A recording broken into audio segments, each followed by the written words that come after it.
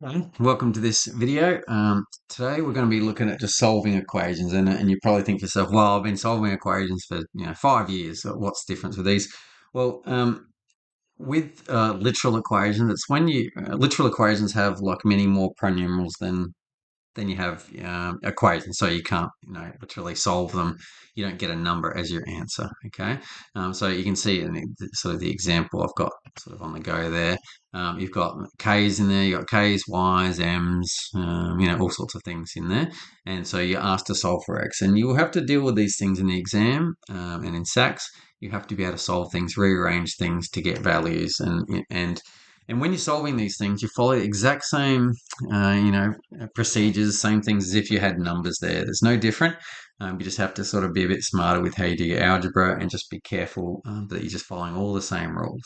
Okay, so let's just crack right into it. Let's just have a few examples of how you sort of deal with these sorts of things. So here we go. It's a solve for x. Ky minus mx minus 1 is equal to negative 2x plus k. All right, so here is just a bit of a question. It's a bit similar to the old question, 3x plus 1 equals x minus 2 or something like that. What do you do in this situation? You've got an x on both sides. So what your first thing is to do really is to get all the x's over to the left-hand side, all the numbers onto the right-hand side, and see if you can sort of deal with everything from there. And that's the exact thing you do here. Okay, so let's sort of do that a little bit. Let's bring all the x's onto one side, so negative mx. We'll leave that there. We'll bring this negative 2x, we'll bring it onto this side, so we'll go plus 2x. So I've brought everything to the left-hand side, and now let's move everything else to the right-hand side. So there we go. We've got, it will be negative ky, and we'll also have plus 1. So I've just moved, that. I'll just tick it off so you can sort of see which bits I've done. So I've moved that, I've moved that. Now I've moved the ky across the other side, I've moved the negative 1 across the other side, and I've also just got this plus k. So that's everything dealt with there. Okay.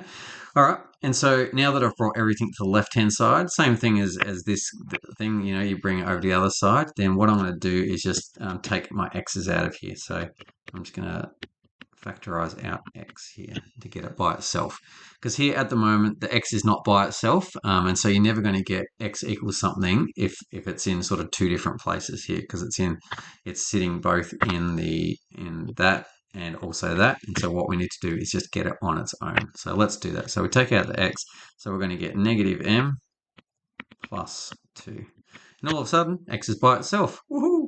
That's good. And then with this here, I could take a k out of there, but to be honest, it's messy. So I'm just going to sort of like rewrite it. I don't like having negatives at the front. Most people don't. So I'm just going to write it like this. Yeah, I don't think it's going to get much nicer than that. So I'm just going to leave it like that. Okay. And then finally, to get x by itself, what I need to do is to divide both sides by, I keep doing that today. Divide both sides by that, and that will get x by itself, and then we'll be out of jail. And so the final answer will be k plus 1 minus ky, and I'm going to divide by negative m plus 2. I'm just going to rewrite that again. I don't like negative m plus 2. I'm going to write it as 2 minus m. And that is my final answer. So that is what x is equal to. You see we've got x by itself, and on the other side we've just got a bunch of like pronumerals and numbers and things. That's what x would be equal to. Hope that makes sense. So just to go over the procedure again, bring all the x's onto one side, or whatever you're solving for, all onto one side, take everything else over the other side, see if you can factorize out x from something, and then divide through. Most of the time you'll be able to get yourself an answer in that sort of situation. All right, let's have a look at a second situation here, solving for y. Okay, so having a look at this. This is a bit more nasty because you've got fractions, you've got y on the bottom line, so you've got a bit more work to do. You've also got fractions going on here between y and y plus k, so there's a few different things going on here. But just like fractions, think about how you would answer the questions if you had, 1/4, minus 1/3. If you had two different denominators is equal to, like 3/4 or something like that. If you're trying to, work with things, and let's just say 1/3 an x, so if you're trying to solve it, then what we want is that we want our denominators to all be the same. If they're not the same, then life is very, very difficult. And so the best thing we can do is make all the denominators the same. That's our goal here. And so what we're going to make it is we're going to, because we've got y under one of the fractions and y plus k under one of the fractions, what we're going to do is multiply those two together. Because if you had a quarter and a third, you'd put them over 12, yeah? So you'd have it over something over 12, take away something over 12, etc., equals something over 12. So the easiest way to do it is to go 3 times 4. That's what's going to be on the bottom line. And you do the exact same thing here. So what do we got? So let's do it. So we've got k over y, but instead of k over y, it's going to be y plus k. I'm going to do that.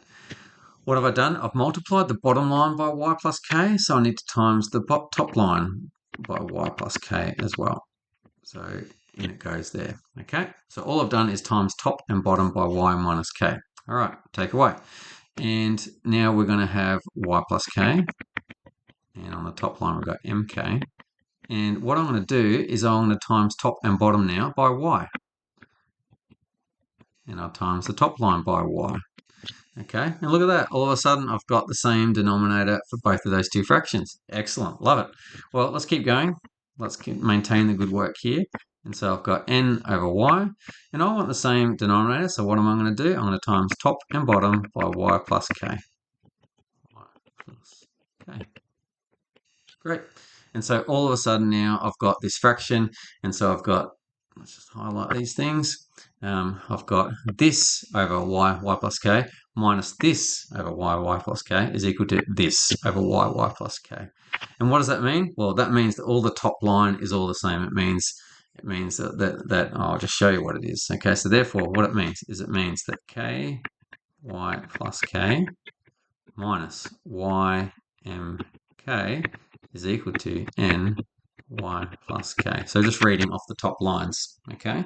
The same thing as if you had 3 over 12 plus x over 12 is equal to 15 over 12.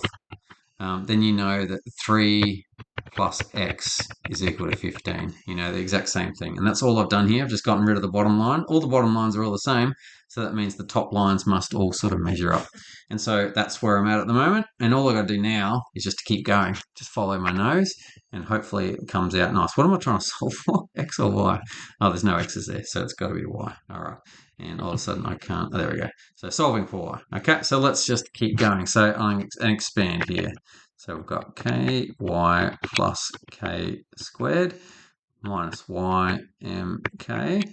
And I'll just expand it further, equals ny plus nk. Now we're at a similar situation we were at in the previous questions where we're going to bring everything that's got a y in front of it onto this side. So ky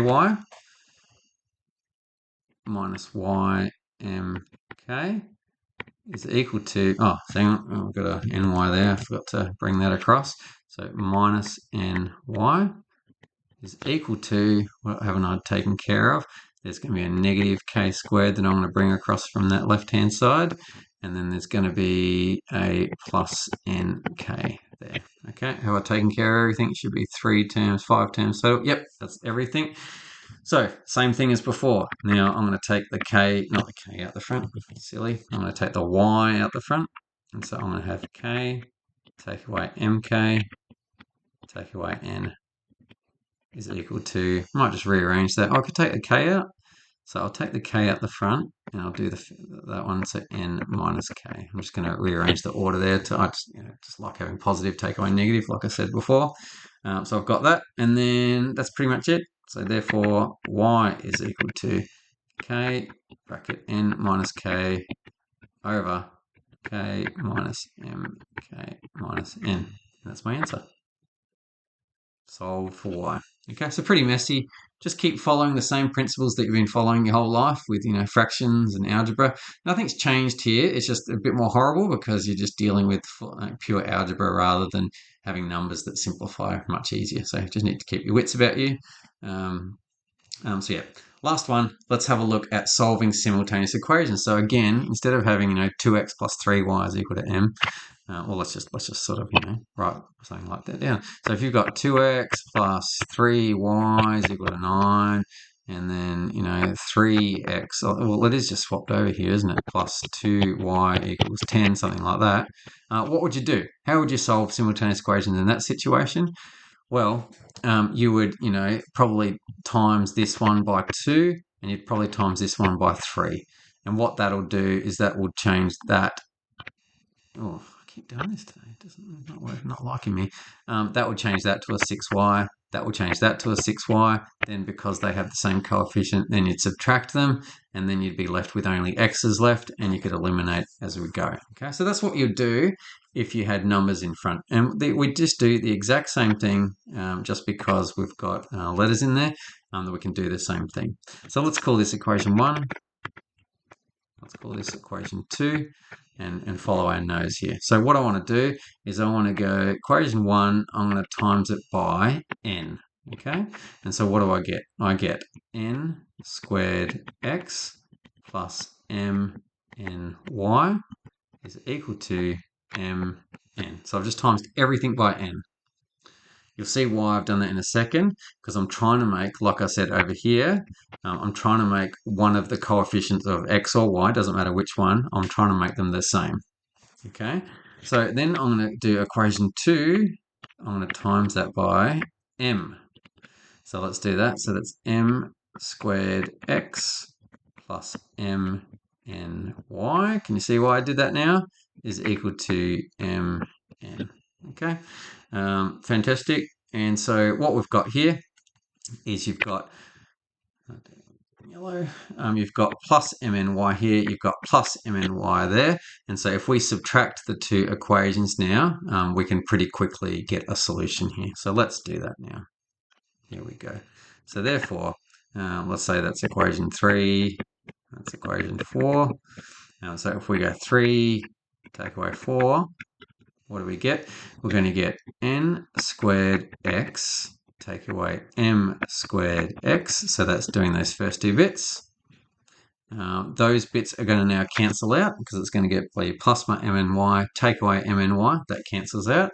And that's equal to mn, take away mn, which is actually equal to 0 here. Okay, fantastic. And so this is looking interesting now. And so let's have a look at what happens now.